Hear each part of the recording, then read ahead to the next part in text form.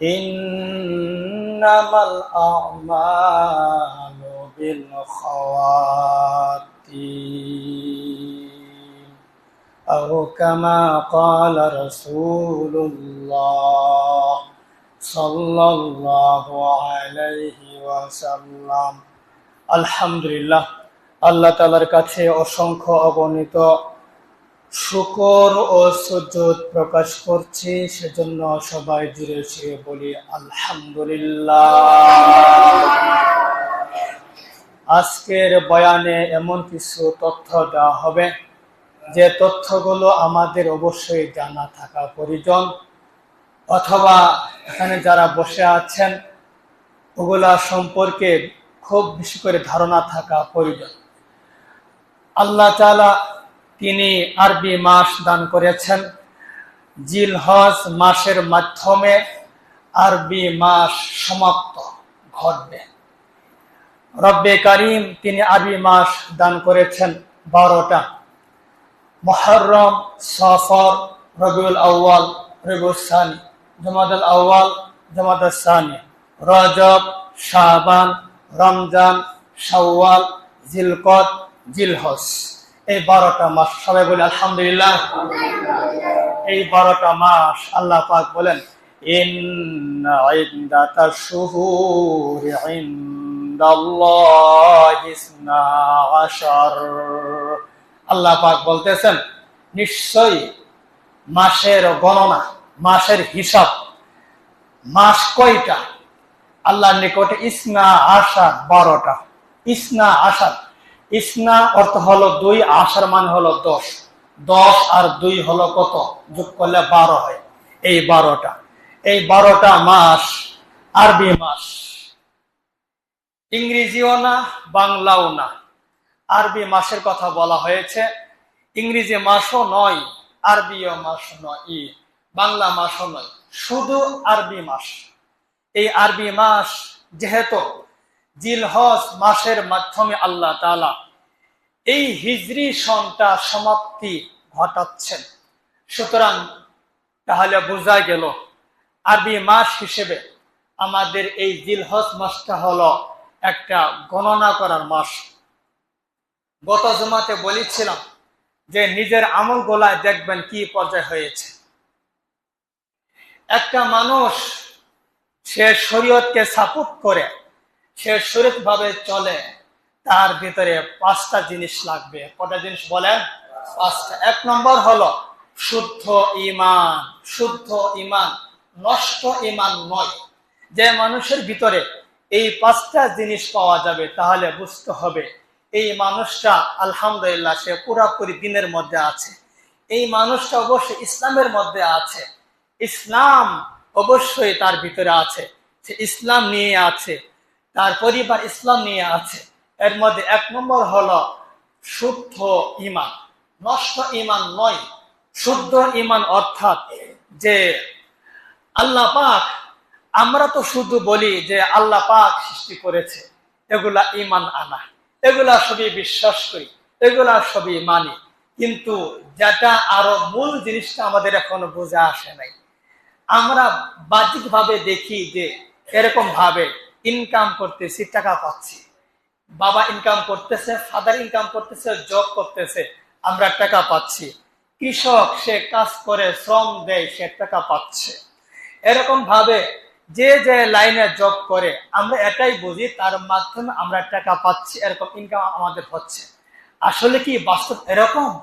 আসলে বাস্তব এরকম নয়। এটা উদাহরণ এটা বুঝতে হবে যে আপনার ছেলে থাকে বিদেশে বা ঢাকায় বা এই এলাকা ছাড়া অন্য কোথাও থাকে, উনি প্রতি মাসেই আপনার অ্যাকাউন্টে 1 লক্ষ বা 80,000, 2 লক্ষ বা 3 লক্ষ পাঠায়। তাহলে ওই ছেলে যে টাকা পাঠাচ্ছে, ছেলে টাকা পাঠাচ্ছে এরকম ব্যাংকের মাধ্যমে, তাহলে ব্যাংক একটা মাধ্যম হতে পারে। এরকম না ব্যাংক আপনার টাকা দিচ্ছে এমন নয়। মোবাইলে বিকাশে আপনার ছেলে পাঠাচ্ছে, এটা বলে যেতে পারে যে বিকাশ একটা মাধ্যম।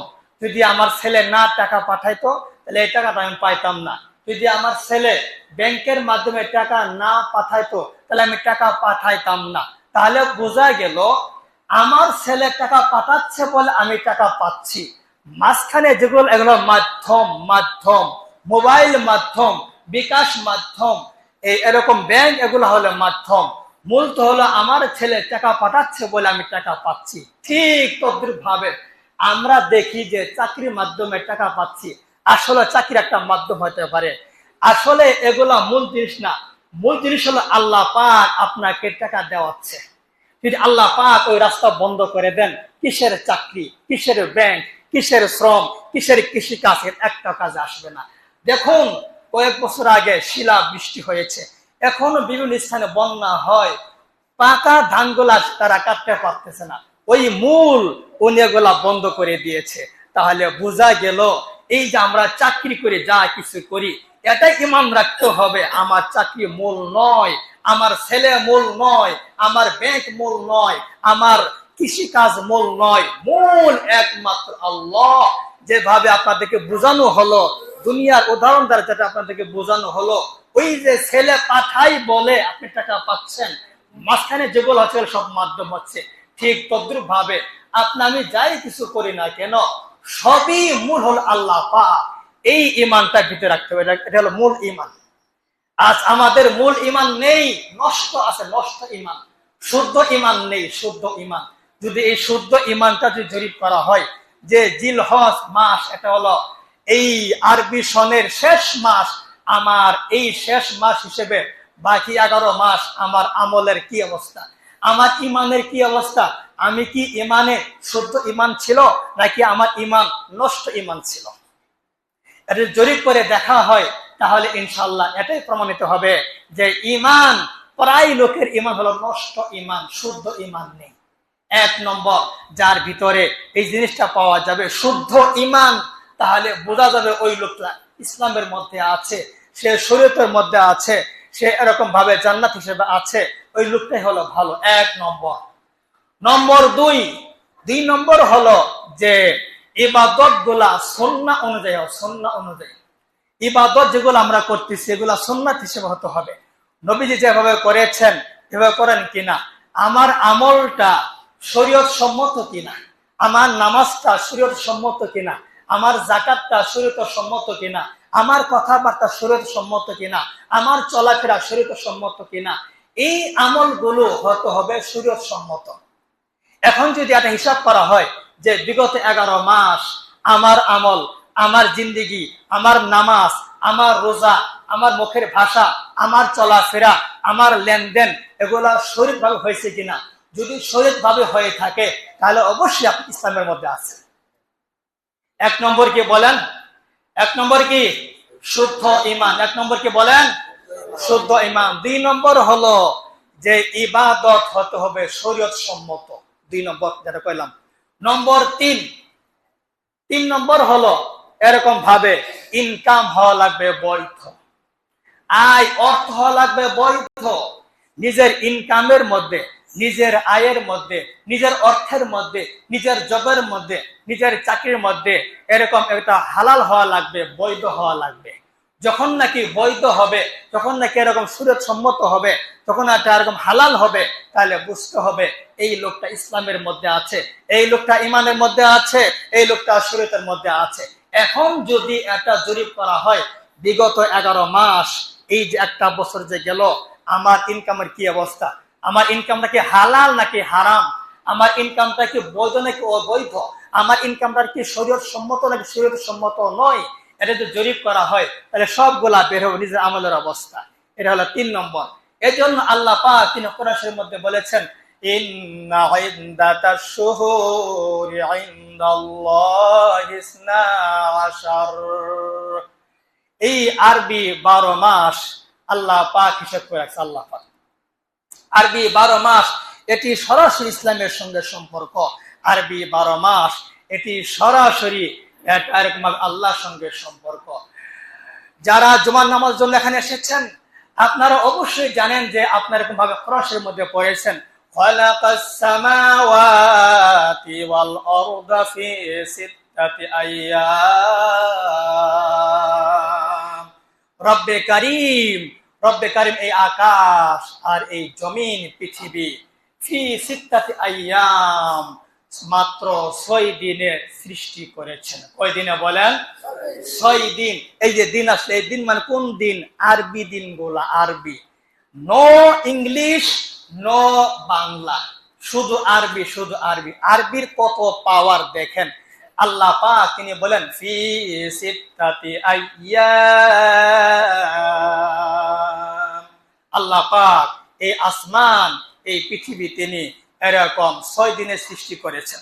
মাত্র 6 দিন, 6 দিনে তিনি সৃষ্টি করেছেন।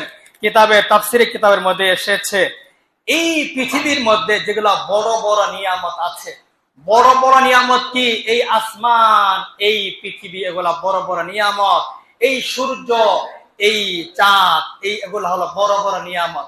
আল্লাহ তাআলা এগুলা তিনি এই 6 দিনে তিনি সৃষ্টি করেছেন।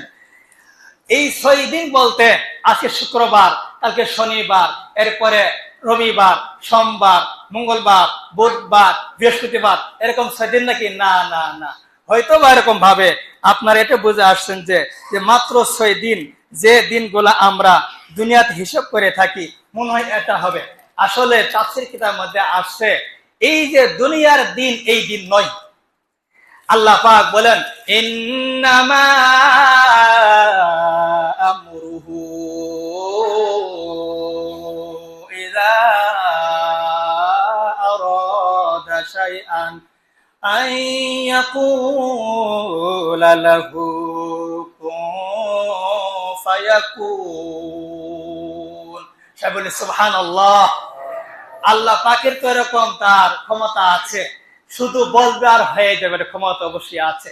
তাফসীর কিতাবের মধ্যে আছে যে আল্লাহ পাক এই বড় বড় নিয়ামত গুলা যে বানাইলেন, এটা দুনিয়ার 6 দিন নয়, যেটা আমরা দিন দেখতে পাচ্ছি, এটা নয়, বরং এটা বলা হয়েছে আখিরাতের দিন। আখিরাতের দিন, আখিরাতের একটা দিন দুনিয়ার 1000 বছরের সমতুল্য। সুবহানাল্লাহ বলেন। আখিরাতের একদিন দুনিয়ার 1000 বছরের সমতুল্য। তাহলে 6000 বছর লাগছে এই বড় বড় নিয়ামত গুলা সৃষ্টি করা। আল্লাহ পাক এই বড় বড় নিয়ামত গুলা সৃষ্টি করেছেন তিনি 6000 বছরে। 6000 বছরে, খামখেয়ালি নয়। আল্লাহ পাক এই যে এরকম ভাবে 6000, 6 দিন 6000 এরকম ভাবে যে বললেন, এটি সরাসরি সম্পর্ক হলো আরবি মাসের সঙ্গে। সুতরাং এই আরবি মাস আমাদের গুরুত্ব দেওয়া লাগবে আমলের লাইনে, এরকম সবকিছু সম্পর্কে আমাদের এটা গুরুত্ব দেওয়া লাগবে। মুহতারাম হাজিরিন, শুধু তাই নয়, শুধু তাই নয়, এই যে বড় বড় নিয়ামত গুলা যে আল্লাহ পাক 6 দিন অর্থাৎ আখিরাতে হিসেবে দুনিয়ার তুলনায় 6000 বছরে তিনি আল্লাহ পাক এই বড় নিয়ামত গুলা বানাইলেন। আরো যেগুলা ছোট ছোট যেগুলা নিয়ামত আছে, আরো যেগুলা এরকম ভাবে পৃথিবীর মধ্যে যেগুলা মূল উৎপাদন, যেগুলা মূল আর উৎস যেগুলা আছে, এগুলা বানিয়েছে আল্লাহ পাক 7 দিনে। বলি সুবহানাল্লাহ, আরে বলি সুবহানাল্লাহ। হাদিসের মধ্যে আছে, হযরত আবু হুরায়রা রাদিয়াল্লাহু তাআলা আনহু তিনি বলেন, নবীজি আমার হাত ধরছে। হযরত আবু হুরায়রা রাদিয়াল্লাহু আনহু তিনি বলেন, নবীজি আমার হাত ধরছে। ধরার পর নবীজি বলেন,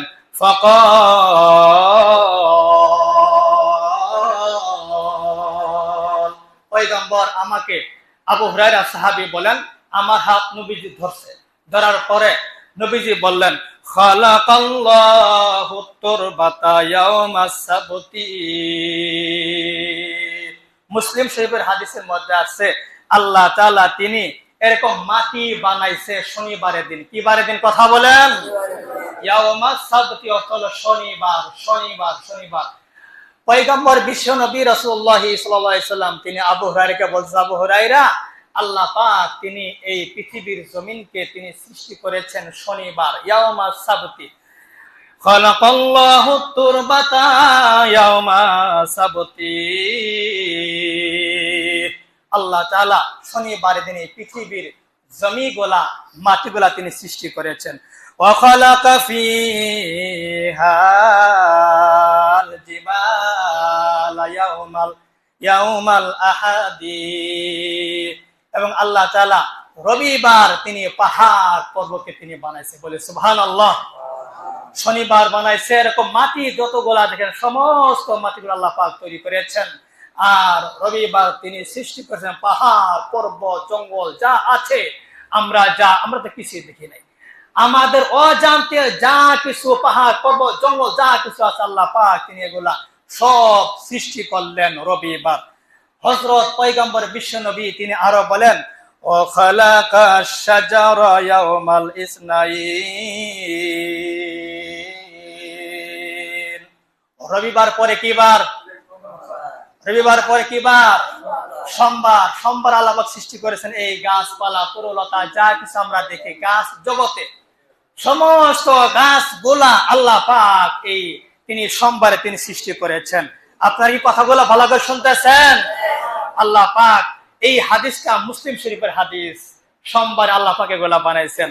ওয়া খালাকাল মাকরুহা ইয়াওমা সুলাসা। সোমবারের পর কি বার? মঙ্গলবার।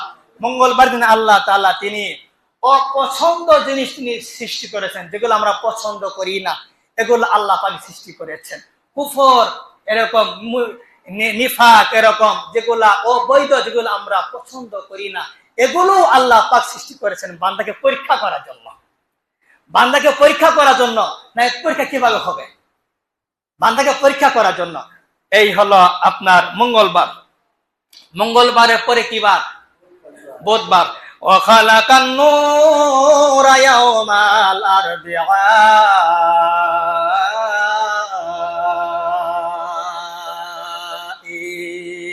বুধবার আল্লাহ তাআলা মানুষের জন্য ঈমান তৈরি করছে, হেদায়েত এগুলা তৈরি করেছেন, আলো এগুলা তৈরি করেছেন মানুষের হেদায়েতের জন্য।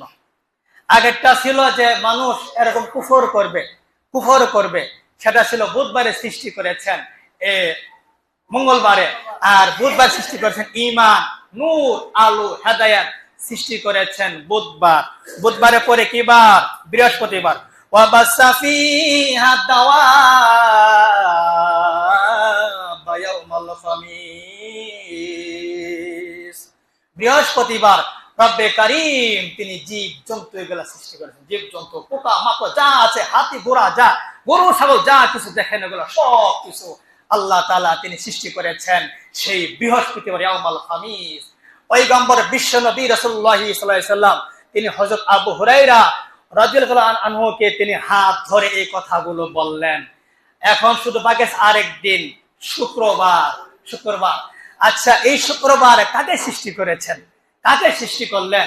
এমন একটা সময়ের মধ্যে আল্লাহ পাক সৃষ্টি করলেন যে সময়ের মাধ্যমে সৃষ্টি হওয়ার কারণে ওই জিনিসটা এরকম আল্লাহ তাআলার কাছে দামি হয়ে গেছে। বলে সুবহানাল্লাহ। রব্বে কারীম পয়গম্বর বিশ্ব নবী সাল্লাল্লাহু আলাইহি ওয়াসাল্লাম তিনি ইরশাদ করেন, ওয়া খালাকা আদম আলাইহিস সালাতু ওয়াস সালাম বাদাল আসরি মিন ইয়াউমিল জুমআ ফি আখিরিল খালকি। সবাই বলে সুবহানাল্লাহ। আদম নবী আলাইহিস সালাতু ওয়াস সালামকে বানাইছে শুক্রবারের দিন আসর নামাজের পরে। বলে সুবহানাল্লাহ। ওই আদম আমাদের বাবা, পিতা আদম নবী আলাইহিস সালাতু ওয়াস সালাম তিনি প্রথম আমাদের পিতা। দ্বিতীয় পিতার কথাও আছে ইব্রাহিম নবী আলাইহিস সালাতু ওয়াস সালাম, ওটা আলোচনার অনেক। ওটা যা হোক, আদম নবী আলাইহিস সালাতু ওয়াস সালামকে সৃষ্টি করলেন সেই শুক্রবারের দিন আসর নামাজের পর, এরকম সূর্য ডোবার আগ মুহূর্তে। ওই আজকে মানে আজ শুক্রবার, তো এই শুক্রবার ওই সময়টা হলো আসর নামাজের পরে কোবাইলে মাগরিবের আগ মুহূর্তে। এই সময়টুকুর ভিতরে আল্লাহ পাক তিনি আদম নবী আলাইহিস সালামকে সৃষ্টি করেছেন। ওই সময়টা হলো বরকত, সময় বরকত। এই জন্য আদম নবী আলাইহিস সালামের সেও বরকত। আদম নবী যেহেতু সে বরকতময়ওয়ালা, পবিত্রওয়ালা, ঈমানওয়ালা, তার বংশওয়ালা, তার ছেলেওয়ালারা তারা পবিত্রওয়ালা হবে, তারা ইমানদার হবে, তারা নামাজি হবে, তারা নূরওয়ালা হবে, তারা ইমানদার হবে, তাদের কামি হবে নামাজওয়ালা। বলে সুবহানাল্লাহ। আসুন, যেটা বলতেছিলাম যে হিজরি সন এই জিলহজ মাসের মাধ্যমে সমাপ্তি ঘটবে। জিলহজ মাসের মাধ্যমে আল্লাহ তাআলা সমাপ্তি ঘটাবেন। আল্লাহ তাআলা আদম নবী আলাইহিস সালাতু ওয়াস সালামকে সৃষ্টির মাধ্যমে আর সৃষ্টি করেন নাই, শেষ। সৃষ্টির দরজা অফ, আর নতুন কোনো কিছু হবে না। আল্লাহ পাক যা কিছু প্রয়োজন ছিল সব সৃষ্টি করে দিয়েছেন, সব সৃষ্টি হয়ে গেছে। ওখান থেকে এরকম ভাবে বংশ বিস্তার হচ্ছে আর কি। মানুষ বংশ বিস্তার করতেছে, গাছপালা আর গাছপালা হচ্ছে, গরু ছাগল হচ্ছে, পাহাড় থেকে পাহাড় হচ্ছে, এরকম ভাবে ইমানদার থেকে ইমানদার হচ্ছে, কাফের মুশরিক হচ্ছে। কিন্তু সৃষ্টির জগৎ ওই সময় শেষ হয়েছে আদম নবী আলাইহিস সালাতু ওয়াস সালামের সৃষ্টির মাধ্যমে। ফি আখিরিল খালকি রাওয়াহু মুসলিম। আদম নবী আলাইহিস সালাতু ওয়াস সালাম সৃষ্টির মাধ্যমে তিনি এরকম ভাবে শেষ, এরকম ভাবে আর সৃষ্টি করেন নাই। তাহলে ওনার সৃষ্টি শেষ, আর সৃষ্টি নাই নাই নাই। আমরা যা কিছু দেখি বা যা কিছু শুনেছি এগুলা ওই 7 দিনে সব কিছু সৃষ্টি করে দিয়েছেন। সব কিছু যা কিছু প্রয়োজন সব ওই 7 দিনে সৃষ্টি করেছেন, সবকিছু 7 দিনে। এই যে 7 দিনে হয়ে গেল, আল্লাহ পাক 7ম দিনে আদম নবী আলাইহিস সালামকে সৃষ্টি করলেন। সেখান থেকেই আরবি মাসের হিসাব, আরবি মাসের দিন সেখান থেকে আরম্ভ। হিজরি সন নাকি পরে আরম্ভ হয়েছে নবীজির মাধ্যমে। তাহলে দেন কত আগে থেকে এই আরবি সন, এই আরবি হিসাবটা কত আগে থেকে এটা প্রকাশ পেয়েছে। সনটা না অনেক দেরিতেই প্রকাশ পেয়েছে, কিন্তু ওর আগে তো ইংরেজি সনও হয়নি, বাংলা সন হয়নি। আসুন, আরবি সন হলো একটা জীবন্ত সন, এর মধ্যে রূহ আছে, আত্মা আছে। আর অন্য যেগুলো আমরা যা কিছু বলি, বাংলা হোক ইংলিশ হোক, এগুলো হলো মৃত, এগুলো একটাও জীবন নাই। সেটা কিভাবে? এখন থেকে 100 বছর হিসাব করেন, 100 বছরের ভিতরে এই ইংরেজি মাস কোন মাসে কত তারিখ হবে এটা সুনিশ্চিত ভাবে বলা সম্ভব। যে ইংরেজি মাস কোনটা কত মাস হবে এটা নিশ্চিত ভাবে বলা সম্ভব কি সম্ভব না? সম্ভব। এমনি ভাবে বাংলাও আজ থেকে শুরু করে 100 বছর ধরলাম আর কি। আমরা তো 100 বছর কি আর পরে থাকবো এই মসজিদের মধ্যে? কথা কেন বলেন না?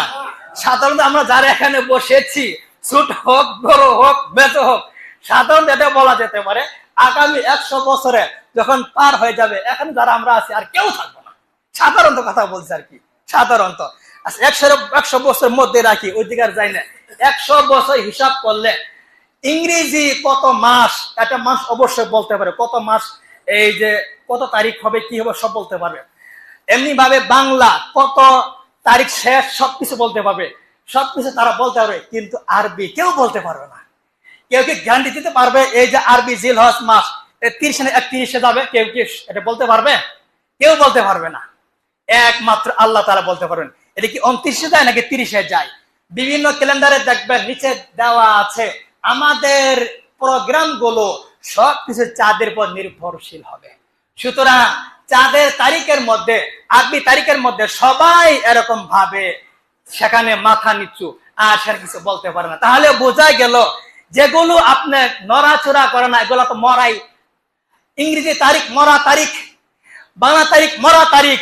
সবচেয়ে জীবন্ত তারিখ হলো আরবি মাসের তারিখ গুলা।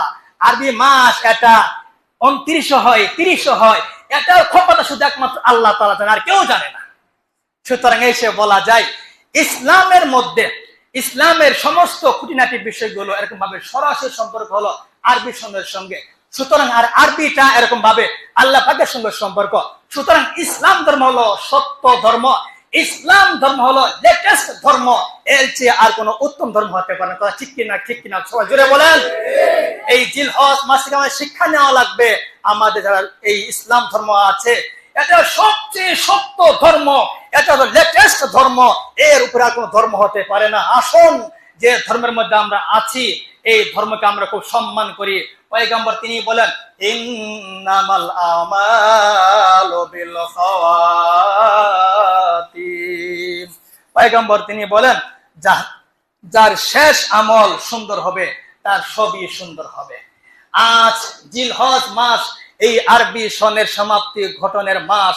এই মাসে যদি আমাদের আরো খুব বেশি করে আমল করা হয়, তাহলে ইনশাল্লাহ আমাদের আরো এই জীবনের সৌন্দর্য আরো বেশি বেড়ে যাবে। একটা মানুষ সারা জীবন সে এরকম কুফরি কাজ করেছে, মৃত্যুর সময় সে মুসলমান হয়ে গেছে, তাহলে সে ইমানদার হয়ে যাবে। আরেকটা মানুষ সারা জীবন ইমানদার ছিল, মৃত্যুর সময় সে বিধর্মী হয়ে গেছে, তাহলে সেটা গ্রহণযোগ্য হবে না, সে এরকম ভাবে অমুসলিম হয়ে থেকে যাবে। আসুন, তাহলে শেষ আমলটা, শেষ পরিণতি হলো সবচেয়ে গ্রহণীয়। এই জিলহজ মাস যেহেতু আরবি মাসের সমাপ্তি ঘটে, সুতরাং আসুন এই শেষ মাসটাকে আমরা মূল্যায়ন করি। এখান থেকে আমাদের শিক্ষা নিতে হবে, আমাদের ইসলাম ধর্ম সত্য ধর্ম, আমাদের অতীত জীবনগুলো সৌন্দর্য মাধুর্যময় করতে হবে, আমাদের পুরনো ইতিহাসগুলো এরকম ভাবে আরো ভালো করতে হবে, সামনে যেন আরো ভালো আমাদের উজ্জ্বল এরকম আলোকময় যেন ভবিষ্যৎ হয়। রব্বে কারিম আমাদের সবাই কবুল করেন, সবাই জোরে সরে বলি আমিন।